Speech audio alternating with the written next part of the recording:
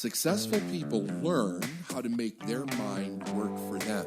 I'm David Nagel, and this is the Successful Mind Podcast.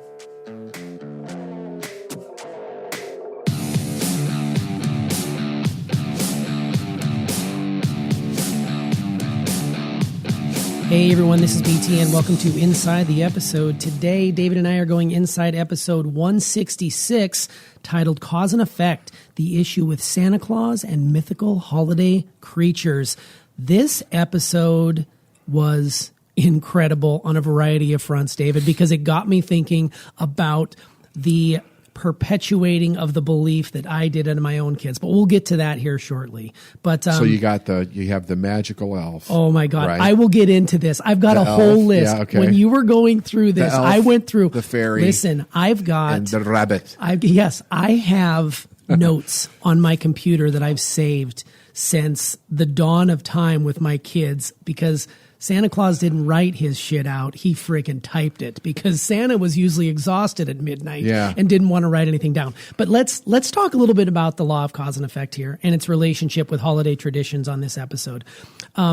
This episode dropped at the perfect time for individuals because it came out just before the Christmas holiday here in the States. And I guess what I was curious about is what made you want to talk more about this interesting take on these mythical creatures? Because I'm sure there was a lot of people out there that were very upset about some of the content that was discussed. Well, I've mentioned this and I've talked about it in a lot more depth in live seminars before, where I had a little bit more time to get into the conversation and also build some context around it. So I've had people ask me, for years, do you think that we shouldn't teach our kids, about Santa Claus and the Easter Bunny and the Tooth Fairy and all that? And my answer is no. I don't think. I totally think that you could bring those things in as ideas, but I think the narrative of the story should be changed somewhat. I will fully admit I did not do this with any of my 4 children. This was not something that crossed my mind at the time that I was raising my kids. This came a little bit later. However, like with Santa Claus, I think that you could use Santa Claus as a representation of goodwill toward humanity. You could come from the Christian perspective on it. You could come from the perspective, like Christmas goes back in a lot of different religions, a lot of different ways. So I won't even get into that part of it. But here's the idea. The gifts that they get are not based on whether they're good or bad, right? I also would really rethink the idea about a stranger coming into the house. I would tell them that the parents, the gifts come from parents and Santa Claus. If you want to come from Saint Nicholas, like from a real perspective, like a Kris Kringle type thing, as a character in history that did do good things for people, sure. Great. But, I think that reinforcing from a young age how things come into a person's life, how they actually get them, I think is very, very important. While it's fun for a few years, because there's no question, all three of those things are a ball with kids, right? They're just fun. And the adults who perpetuate the myth. No, right? That's what I mean. Yeah, they're fun for us. Yeah, totally. With children, oh my right? God, it's a total gas. What serves them more, right? Because what's interesting, and I'll never, I remember like my parents even talking about this. Now I'm talking like the 70s, okay, the 70s Sure. and the early 80s, about how crazy Christmas was getting, and it wasn't the same way when they were kids. And we see Christmas today versus when you and I were kids. It's very, very different.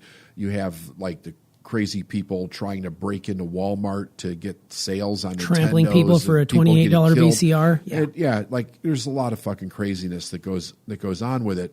So I think that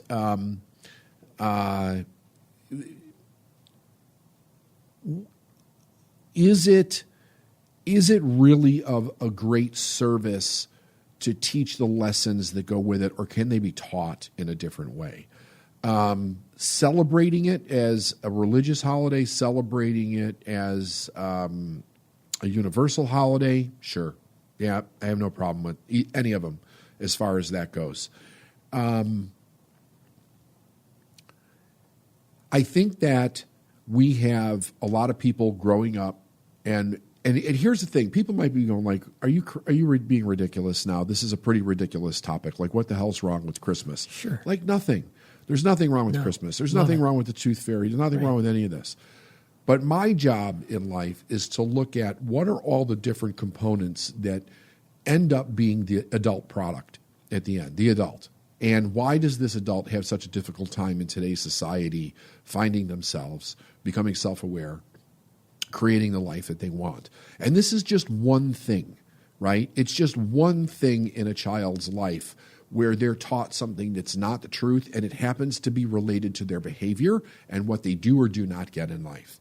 So I looked at it and I went, interesting, right? Because we're taught that about a lot of things. Most people are taught, like 99% of the world's population is not taught how to earn money. Here's what they're taught. You go to school, you get an education, you learn a skill set, you get a job. That's how they earn money. That's not what causes money to move. Right. The only thing that causes money to move is sales. Money is a tool that extends service beyond our physical presence. That's why we have money, because we cannot make everything ourselves anymore, right? So to live any quality of life, for society to move forward, we need an intermediary tool, which we know is money. It used to be shells. One time it was blankets. It was anything that we could use as a form of currency to trade with our fellow man in order to get things that we needed to move our life forward. But it was meant, the movement of that happens in a sale, right? In sales. Sure. So even if you say, David, loan me $20, and I say, okay, Brandon, I'll loan you $20, that's a sale, right? It's an exchange of goods or services. It's an exchange. So the argument that's made to me is, well, when I go do a job for somebody else, aren't I exchanging goods for services? Yes, there's no question that you're doing that, but you're not actually making a sale. Sure. Right? You're not actually making that sale every single day. So what ends up happening is that our mind goes to this place of the job is secure. If I give loyalty, they'll give me security. It has nothing to do with, hey, Mr. So-and-so, I'm going to show up, or Miss So-and-so, I'm going to show up today, and I'm going to give you a day's work, you give me a day's pay. And we make that exchange every single day. If we did that, it would be completely different, but we don't do that. We like, can I have a job for the rest of my life, and benefits, and 3 weeks vacation, and dental, and then we associate our loyalty with the ability to keep the job versus sales, which is, are you showing up every single day in a way where you're a value to my company? Right? Yeah. So it's the connection that we make in our mind. Sales is not the connection that most people make in their mind when they work a job. So they become dependent upon trading time for money. They don't understand how to sell. They don't understand how to sell themselves. And what they end up doing is they default to behaviors that they were taught will allow them to keep the job. And a lot of those behaviors have nothing to do with how good they do at their job, right? That's when you end up with like a Harvey Weinstein who can be like, okay, well, if you blow me, I'll give you this movie, or I'll do this, right? Because it becomes a misappropriation of what is actually taking place. And because people are scared that they don't think that they'll ever get the job or they'll be able to do anything, they don't understand their own power. They go along with a dirtbag like that, and then you end up with this enormous problem that we've got going on today. Yeah, I love what I find fascinating about this conversation is how we can go from talking about Santa Claus to talking about how sales and how money moves. I think that's what makes you different from everybody else. Right. You can take these all the way to Harvey Weinstein. And blowing people. I think you're getting blown. That's what I love about this show is we can take these concepts that surface level, I never would have thought about this until I met you. It wasn't even in the good and the bad and the coal and all these other things. It never dawned on me that connection could be made. But when you go back and look at it, absolutely it can be made. And just what you just talked about sales and about how you exchange this and exchanging time for money, it's crazy to think that we default back to those old patterns. I shouldn't say it's crazy. It's just the way of things. You default back to those patterns that you learned as a child. And here you are as an adult, just repeating the cycle over and over and over again, basically looking at yourself as, well, this is safe. This is secure. I'm going to stay on this path. When the majority of those people that are doing that hate what they do. They absolutely loathe it. They fucking They can't stand it. Think about it like this, because people ask me frequently, like, why do I think this way? Let's think about that for a second, right?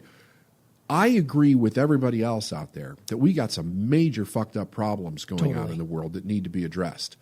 Here's the problem that we're coming at these problems from. We want to fix the problem.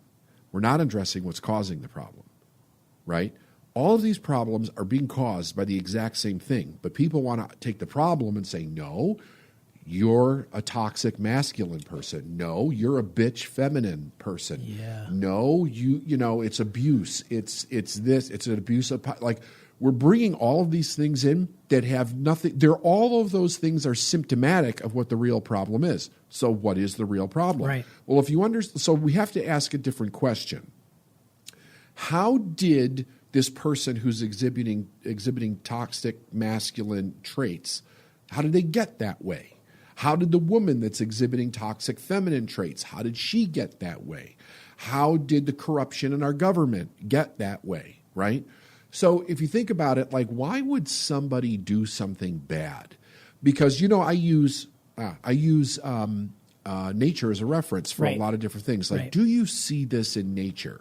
Because the way that I look at it is that the universe is perfect, and it creates everything in a very perfect way. And if we look at nature that's undisturbed by human beings, you're looking at nature the way nature wanted it to be, right? Okay, so let's just lay that down. You don't see corruption in nature. You don't see toxic masculine in nature. You don't see toxic feminine in nature. You don't see a squirrel saying, I'll give you more nuts if you suck my dick, right? You don't see it. I have not come across one, no. No. Me either. Right. There you go. But in a way I'm being funny, but in a way I'm being very serious. Totally. You do not see this. So why is it that we see this kind of behavior with human beings? The reason that we see it with human beings is because at some level we're taught we don't have the power to be, do, or have, or get the things that we want in life. So we adapt alternate behaviors as a form of manipulation to be able to get those things. There's people that we've put in power that will block others from getting the things that they want. So it creates a tremendous amount of imbalance on both sides. If we're going to eradicate the problem, if you're going to forget about eradicating the problem, right? Because I think it's very much also like this, the idea of what Christ said when he said, the poor will always be with us. Like, stop focusing on the problem, because those are always going to be there.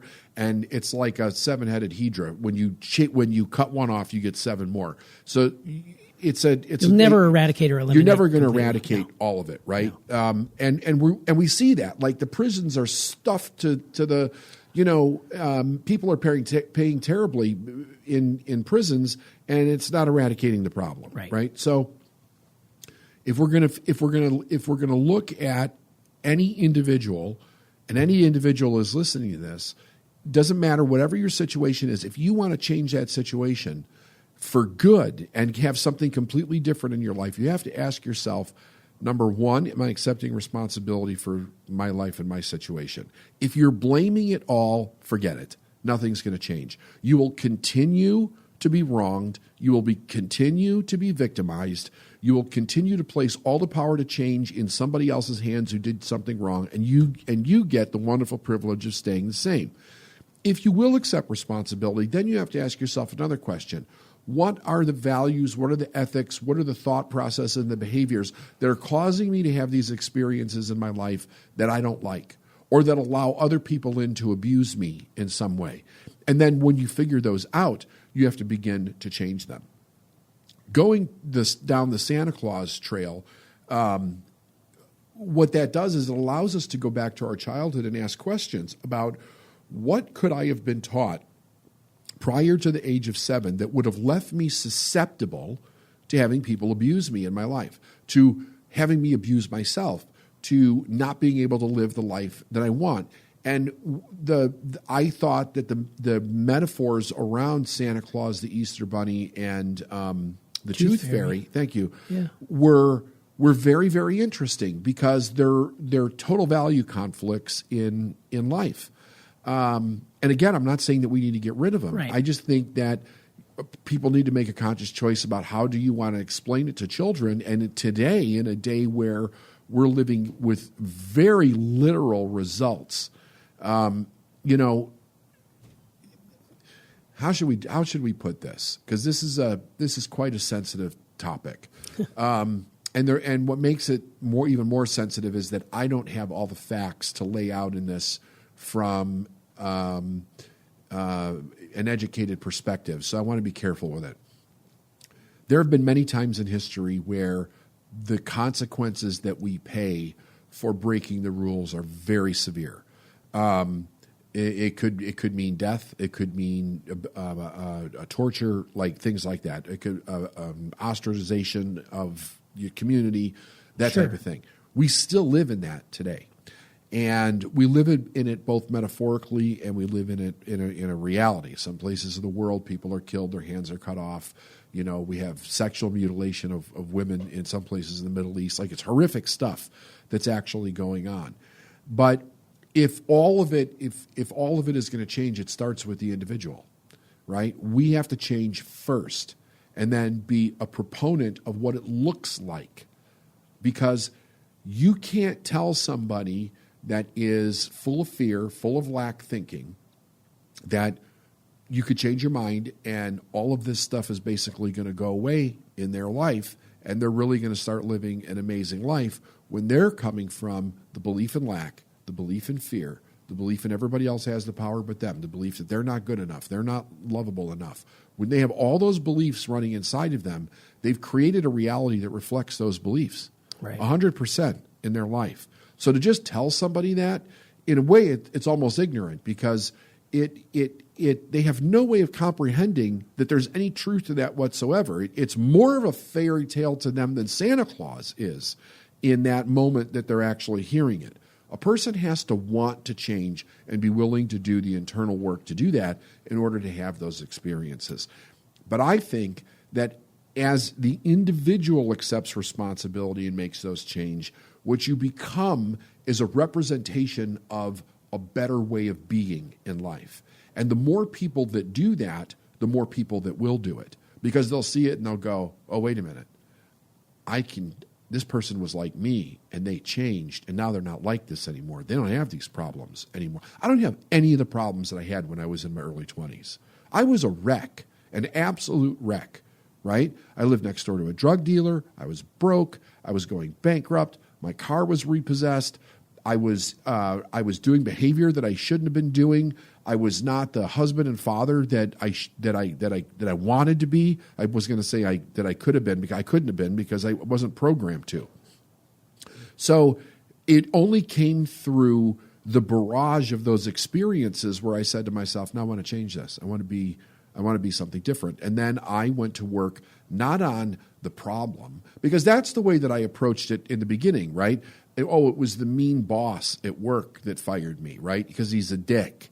That's why I got fired, because my boss is a dick. No, you got fired because you're a dick, not because your boss is a dick. But thank God I was open to hearing that message, because I don't have any of those problems anymore. And it gets you nowhere. It gets absolutely nowhere. I'm sitting there thinking, hearing you talking about, the battle of internal versus external. The majority of the people who deal with things poorly are dealing with it from an external stimuli and saying, that person did this to me, that person did that to me. It's always blame, blame, blame. And it's things that are going on outside of their control, external. When you mentioned internal, if you do the work, if every person did the work themselves, and didn't matter about what else was going on, your life is going to be much better no matter what goes on around you. If you do the work inside, like you've done the work on the inside, I've done the work on the inside, the people we come across who have truly done the work, you can tell. If you lead by example in that front, more and more people will recognize. But when we keep pointing the finger outward instead of pointing it inside, nothing is going to change for you. And it's a miserable existence. I come from the place where everything's my fault. I don't care what happens. It's my fault in my life and in my business. Because here's the thing. The second I see myself going into blame, it's over. Right. It's done. Not only does that exacerbate the problem, but it makes me miserable. I don't have any power to change it because you screwed something up. Now I get to walk around and say Brandon screwed something up, right? Brandon screwed something up. We didn't hit this goal because Brandon didn't do his job, blah, blah, blah. No, it's my responsibility. Right, top down. If you don't do your job, it's my responsibility to make sure that it gets done. Absolutely. Period. It's my company. Yeah, if more and more people walked around with that type of attitude, it would change things immediately. Not eradicate things, like we know that's not possible, but it would change, first of all, it would change your state of mind and your state of being, and you'd be in a much more pleasant and happy place, I would assume. Absolutely. It's a byproduct of that. Yeah, because now I know that I can change it. And I think that that's part of the problem with a lot of people, because they haven't experienced the cause and effect of all those different circumstances in their life. They don't know they can change it. Right. They don't know that they have the ability. Now, all these people, everybody on the planet is walking around with tremendous ability inside of them that they don't even know that they have, because they were given ideas like Santa Claus, right? Sure. Because we raise people with the idea of, oh, wouldn't it be cool to win the lottery? You know what I mean? Yes, lottery thinking. Here, take a gander at this. When I was growing up, it was actually a badge of honor to get hurt at work and then be off on disability. Disability? Yeah. Man. Yeah. Wow. And if you could do it for life, oh, you fucking had it down, dude. Yeah, you run this place. You Yeah. own it. Yeah. Yeah. And you don't have to. I still get checks, and I'm not doing anything to earn them. I had, let's just say I knew a person who had a problem with his heart when he was 25, had a heart attack, and the doctors were like, oh, you can't work again. You have some genetic disposition to heart disease at an early age, and you'll probably die really young. And so he got disability for the rest of his life. He also worked side jobs for the rest of his life while he collected disability. Wow. He must have had 10 different jobs that I was aware of. I mean, he's gone now. He died of cancer, but he was old man when he died. He worked. You know, he worked at a pizza place. He was a pizza delivery guy. He used to do things for cash under the table for all kinds of people to make extra money. This guy had an amazing boat, right? Like an absolutely amazing boat. He drove hot rods, like restored cars. You know, sure. He had more money than his brothers and sisters who were not injured, and they were working regular jobs. And the whole family was a very blue-collar family. And he was living high on the hog because he had this, well, I have a bad heart, I can't work. Damn, that's great. I've never heard you tell that story. That's interesting. All right, well, at the beginning of this episode, we talked a little bit about how parents use mythical creatures as leverage to get their kids to fall in line. I know it worked in my house until we learned of the quote-unquote deception. Did you do that with your kids like I did with mine? You said at the beginning you did the same sort of thing. Yeah, so let me tell you a little bit about this. This is what I wanted to talk about. So it wasn't just Santa Claus, Easter Bunny, and the Tooth Fairy. We had the big three, of course. Everybody did. But I had other mythical creatures of our own creation. Ron Jeremy? Steph and I, no. Although that, looking back, if I could hop in the DeLorean right now, I might go back and bring him into the mix. Steph would enjoy that. So here's what we've got. So Halloween, right? So my daughter, my oldest daughter, she had like a dairy sensitivity. She was a really sick little baby. And we finally figured out that it was dairy related. So, Halloween is all about chocolate. It's just candy everywhere. Oh, seriously. So we would, we'd still participate. We'd get dressed up. We'd go trick or treating. But she couldn't eat any of it. So we invented Minerva, the good witch, who would come and take the candy and leave gifts like drawing paper, pencils, a new pair of shoes, those sorts of things. So Minerva would show up every Halloween. That way she wouldn't get into the candy and make herself deathly sick. So Minerva was one, and we perpetuated that for many years. Then we had, I'm Irish, so we had the backyard leprechauns who would come and visit our place on St. Patrick's Day. So we had, and because we moved so often, the leprechaun didn't move with us. So this is what I found in my notes. So the leprechaun idea was born in Wisconsin when Steph and I lived out there and our kids were very little. So a gentleman by the name of Seamus O'Patty, who had a little hole in the backyard that was dug by some sort of a gopher, would leave little tiny coins, like little gold coins around, and it would lead into the house where the entire kitchen was turned upside down. Literally, I would throw chairs over, I would throw tables over, I would have toilet paper strung all over the place. It was freaking chaos. Steph hated this, but I did this for years. We started out in Wisconsin with Seamus O'Patty. Then we moved to Maryland to be closer to you. That's when Finn O'Kelly of the Chesapeake clan came into play. So Finn O'Kelly would do the same thing at our house. We had a much bigger house then because we were abundantly living a lifestyle. So there was more chairs to flip over. Then we moved down to Savannah for our year down there. That was Declan O'Donohue. He would come in and he would, the Low Country clan would do the same thing. And we did this every year. And then finally it ended with Liam O'Leary here in North Carolina. That was in 2016. So my kids were 14 and 12 at the time when I was continuing to do this. And finally, Steph said, enough. They know. You need to stop doing this. But for me, it was so joyful to be able to do those things because that was the one thing I was afraid of, even with things like Christmas, like losing the joy of Christmas or the magic of the holiday. It's one of my favorite holidays. Not my favorite, but it's one of my favorites. But being able to perpetuate the belief in the kids, even though there's a part of me that knew that they knew, it kept the childlike wonder in my life. And I think that's probably why a lot of people continue to do it. Now, I want to go on record here and say we are not saying these things are bad. I absolutely loved it. David is not condemning those who are perpetuating belief around, keeping these holidays alive. Santa Claus, Easter Bunny, Tooth Fairy, the backyard leprechauns, Minerva, the Good Witch, whatever it might be. It's just the way of how you handle it coming out of it and letting kids know that, this is something that is not, it was based in a lie, but at the same time we did it for... Which we tell our kids not to do. Which is interesting. But it's a way to keep the magic of the season alive. And it's not hurting anyone externally. It may, though, like you said, down the road be leading to some sort of entitlement or leading to some sort of, well, I'm going to be good just because, someone's watching. So here's the thing. I think if we can be creative enough to do that, we could be creative enough to make it special and actually link up a good cause and effect in their mind. So I'll tell you about one thing that I did when my kids were a little bit younger. Before it really dawned on me about the massive amount of lies that they were being told around those ideas of, Christmas and everything. I was coming from the place of gratitude. How can we be grateful for our blessings in life, and how do we share that with other people? Sure. So on Thanksgiving, in the morning, what I would do is I would take my kids to the homeless shelter, and we would cook Thanksgiving dinner or brunch or whatever it was for the homeless people, and then we would go home and have our Thanksgiving.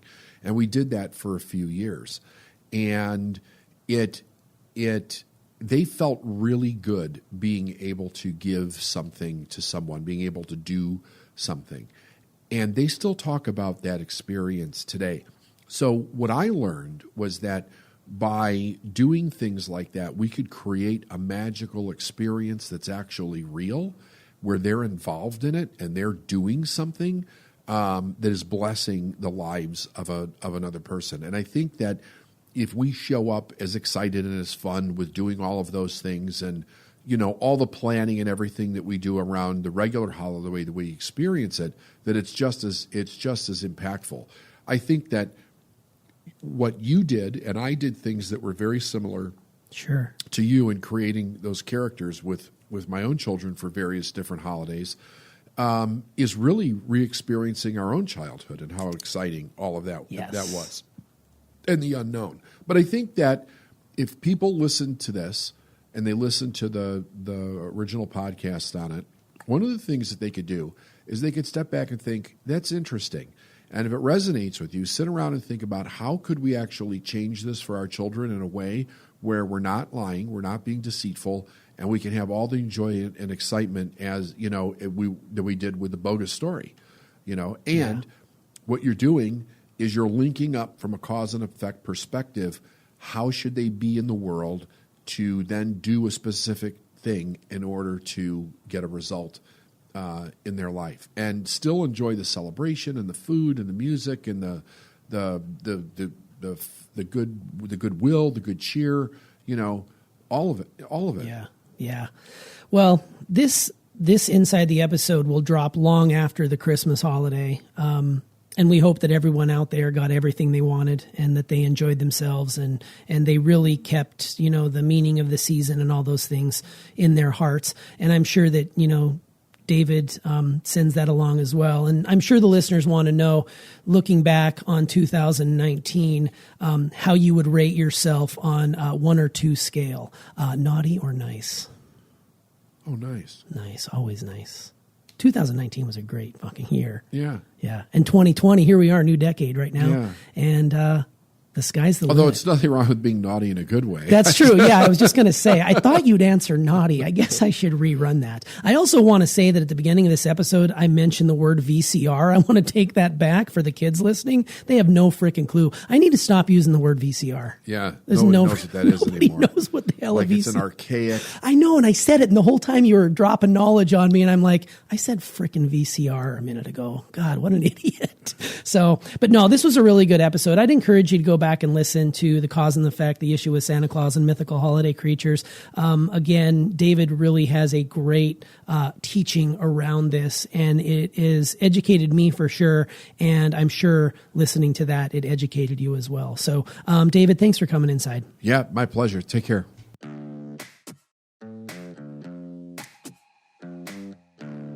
Thanks for listening to the Successful Mind podcast. And if you like what you heard and you want to know more, go to davidnagel.com/free stuff.